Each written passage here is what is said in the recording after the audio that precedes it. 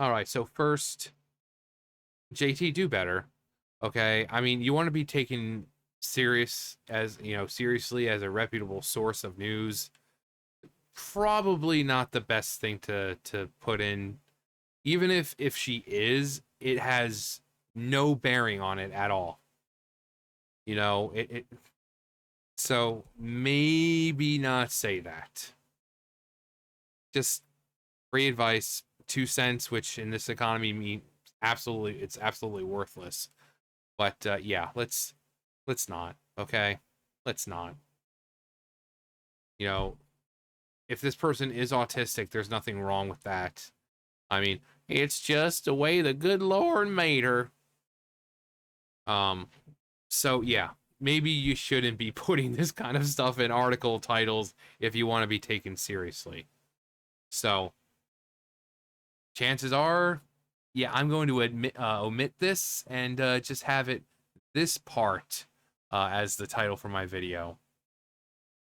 But Mary Sue Journo wants Spider-Man race swapping to be normalized.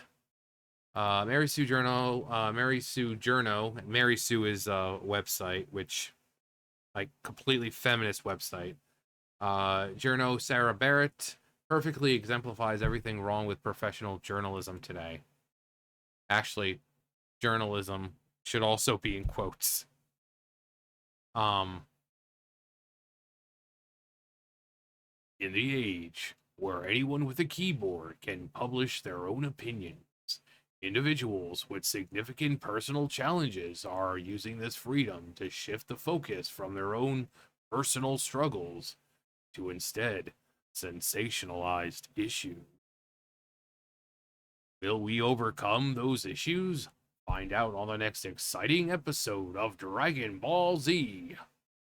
Um, One perfect recent example I've unfortunately discovered is Sarah Barrett, a writer for the Mary Sue, who's previously openly discussed her neurotypicality issues and mental health challenges from her own LinkedIn. Challenges from her own LinkedIn. The first thing you should know about me is that I'm neuroatypical. Unfortunately, I don't have a firm diagnosis yet. Those things are tricky. For anything apart from OCD, which is not that fun. I mean, there's really goofy ones, like in a sense of like, oh, spin around 3 times before you leave the house. Stuff like that to kind of dangerous ones, like, you know, hurting oneself. So, yeah, most people think like OCD, like, oh God, yeah, the person is like constantly, like Danny Tanner kind of like, takes out the dust buster and they're like, oh man, you got OCD. Yeah, that's like, oh, played for laughs. But some OCDs aren't. They're yeah, they're they're not laughing matters. It can be torturous for people. Um,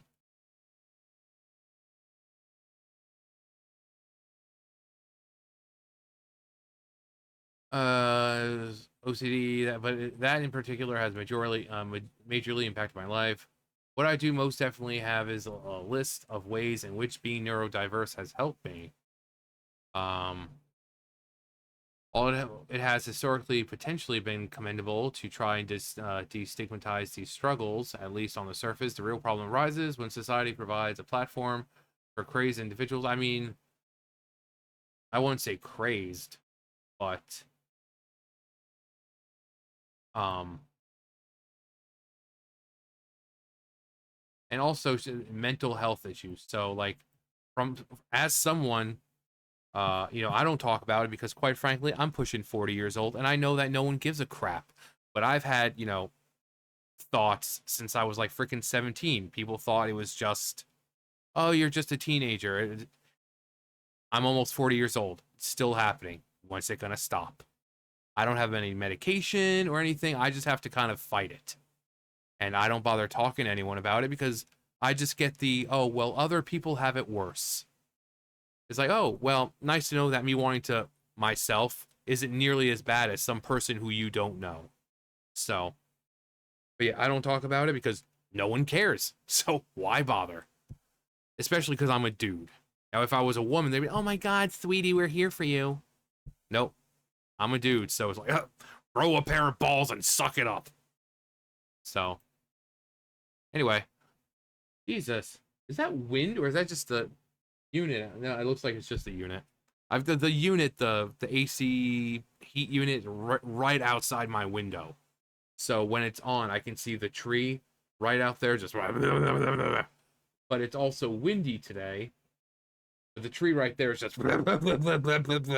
And I'm seeing the wind blow by a little bit, but I think it's just the unit that's on. Pretty cold. Pretty cold. It's pretty cold outside. Baby, it's cold outside. But mental challenges, yeah. Also, because as someone who has constant thoughts, if you need someone to talk to and you don't think you have someone, by all means, just if you for some reason, like my DMs are always open on Instagram. If you get the urge to do it like 3 o'clock in the morning, DM me on it. Please do not panic if I don't respond right away. 3 o'clock, I'm sleeping. So I will respond. So if I don't respond right away, my phone's always just a little bit away. Like I can literally just reach over there and grab it. So if I don't respond, it's not I'm not ignoring you. It's just I'm probably occupied with something else. Got cats to take care of, got outside that I've been raking up and all that. So or sleeping, you know. But if you need someone to talk to, um, I'm more than happy to listen because I know what it's like to not have anyone to listen. So, but yeah, uh, because I spent a very long time. Okay, so it's just like him pointing out her mental illness and her like ADHD and all that. So we'll just go down here because, quite frankly, none of this is actually relevant. None of this is relevant. The case of Sarah Barrett and race swapping in Spider-Man. Sarah Barrett's recent article defending the race swapping of Norman and Harry Osborn in the upcoming animated series, Your Friendly Neighborhood Spider-Man, is a prime example of the sad, pathetic trend. I mean, it is kind of sad and pathetic at this point because Spider-Man, you know, not just Spider-Man, but like Harry and Norman, or at least Norman, it's like every big villain kind of has like a counterpart. Kind of like the superheroes. They have not only like a black counterpart or someone who isn't white, they also have a female counterpart. For Spider-Man, he's got, a black counterpart, he's got Miles Morales. And for female, there's Jessica Drew, who's Spider-Woman. Mary Jane was Spider-Woman for a little bit. You have Spider-Gwen. Everyone knows Spider-Gwen. You go to any convention, you see like a million of them. You have, Superman, Supergirl, Batman, Batgirl, Hulk, She-Hulk. You get the idea here. But they also have like a black counterpart.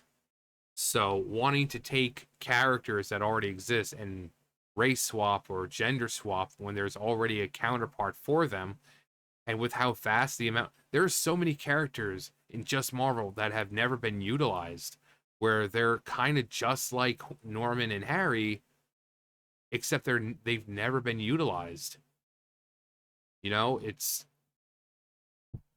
so instead of just taking pre-existing characters and just gender swapping them, why not use some of these characters that may not be very known to people? Now for a movie, like if it's a standalone movie, I've said that's not a good idea. You don't want a standalone movie like Craven or Madam Web with these characters that really most normal people don't know of. But if this is your friendly neighborhood Spider-Man, so Spider-Man is going to be the main, Peter is the main focus.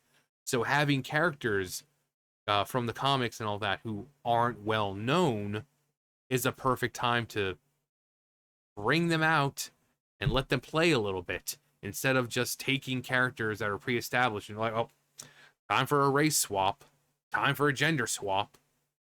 Let some of these other characters be known. I mean, there's so many freaking characters in Marvel. I mean, hell, freaking Aunt May was like, what was it, Spider Ma'am?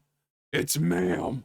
Like even her, so the vast amount of characters that are underutilized in the universe of Marvel is crazy. It's crazy. There's so many characters. I mean, what, like Silver Surfer's got a freaking female counterpart. Over in DC you got like Green Lantern, and then you have a black Green Lantern. So like instead of just taking pre-established, characters and just race swapping or gender swapping, just bring in some people who we don't know yet, or and it's also okay to create new ones. I mean, this isn't going to be its whole cinematic universe, it's a cartoon. So creating your own characters, it's perfectly fine. And people are also like, oh, well, great, now you made the freaking rich evil people black. So like, oh boy, black people once again being portrayed as villains. We don't make the rules. Barrett begins her piece by labeling critics as racist without so much as even bothering to engage with the substance of anyone's actual concerns. Her tactic being used here, while effective a grabbing headline, is a type of writing that prioritizes clickbait and rage over the real thoughtful discussion. Fans, I mean, JT, let's talk about that for a second. Let's talk about that for a second. Again, you want to be a reputable source of news, but the problem with race swapping defense, honestly, at this point, I'm personally shocked that the Mary Sue is even a thing. Yeah, I mean, Barrett's article is emblematic of the Mary Sue's broader approach to cultural criticism, which constantly seems to dismiss any dissenting views of bigotry. In this case, the article fails to address several key critiques. Yep, the same people who show up to comment woke and DEI on everything are now commenting on your friendly neighborhood Spider-Man trailer with, well, woke and DEI. Not only is Norman black, but his son Harry. Not only is Norman black, but his son Harry is as well. And people who probably don't even care all that much about the characters are completely furious. And then someone posted this. I saw this on Twitter. But here's Harry in the comic. Of course, I mean those movies, the Sam Raimi ones, just, oh my god. Like Tobey Maguire was Spider-Man. Like he was the perfect Spider-Man. I said before, it's like Andrew Garfield. I love Andrew Garfield as Spider-Man, but he wasn't really Peter Parker. He was, but Peter Parker is supposed to be a nerdy and this and that, but Andrew Garfield's Spider-Man was cool.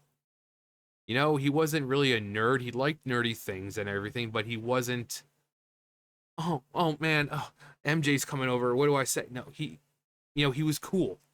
Skateboarding, and he was cool. He was cool. Like Sonic, he was cool. But I still loved his character. And then in was it No Way Home, that moment he had with Tom Holland Spider-Man MJ, with her falling and that redemption, I was like, oh my god. Oh my god. If I remember, that was actually suggested by Andrew Garfield. I don't know if that was a rumor or something, but I think I saw an interview with him talking about how he wanted that to happen. It's like a redemption, because he felt like that whole portion of the story was still open. It could be closed and kind of resolved. So, but that moment, oh my god, if you haven't seen it, please watch it. It is so great. It is so great. The emotions on his face, after, when MJ's like, are you okay? And oh my god, it was so good. But yeah, Tobey Maguire will always be Spider-Man. And he did carry that movie. I don't like Tom Holland's Spider-Man. It's um race swapping characters like Norman and Harry Osborn is a lazy form of representation and feels more like virtue signaling than genuine effort to diversify media. Instead of creating new original characters with rich backstories, studios opt for superficial changes that fail to resonate with audiences. Yeah. And I've said that before. I personally witnessed a lot of the people in the black community voice frustrations, which that's the thing. You know, people who they come out and attack the fans, but you have a lot of black people saying the same thing, but instead they get called race traitors and every other type of slur in the book. But if you have black people coming out and saying, "Hey, can you please stop doing this?" Maybe you need to because the entire time people say you need to listen to the to black voices, but then when the black voices come out and say, "Hey, can you stop race swapping people?" They're like, "Oh, you freaking race traitor and this and that, you Uncle Tom and blah blah blah." It's like, aren't you supposed to be the side of love and tolerance, the side of racism has no hate here, and you're calling these people Uncle Toms and other slurs because they're telling you to not race swap characters? Are you serious right now? Um,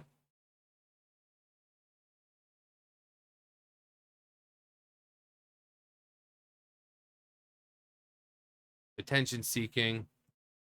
Barrett's writing style and her trend to frame every single dissenter as a bigot.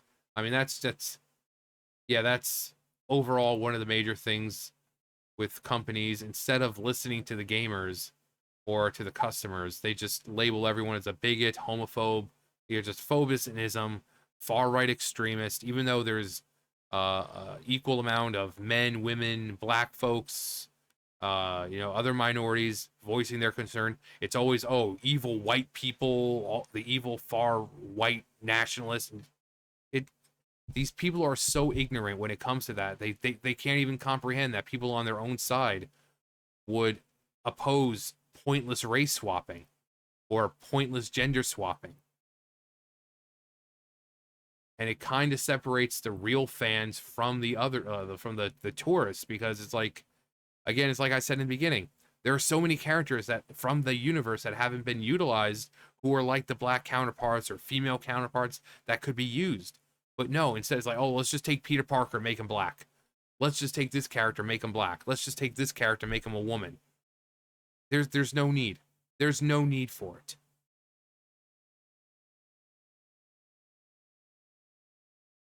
Um,